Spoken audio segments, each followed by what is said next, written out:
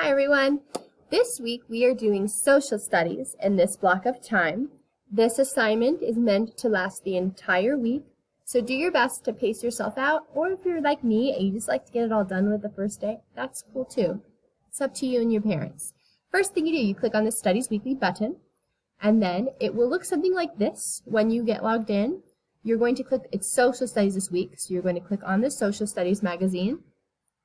Now you have lots of assignments. Yours, the one you're going to do this week, will be at the very bottom of the assignments. Okay, so it's going to be at the very bottom. That's the one that you're looking for, and it depends on which one you're doing. So for my kindergartners that are watching this video, you're going to be doing week 28, and you're going to be talking about changes over time.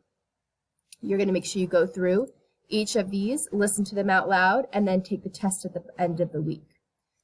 My first graders, you're going to be looking at inventors, and you're going to be studying how inventors have changed over time, what we've invented over time, famous inventors, and then taking a test at the very end. Remember, you can click the play button, and it will read aloud the articles to you. So remember, everyone, let's go back to the beginning.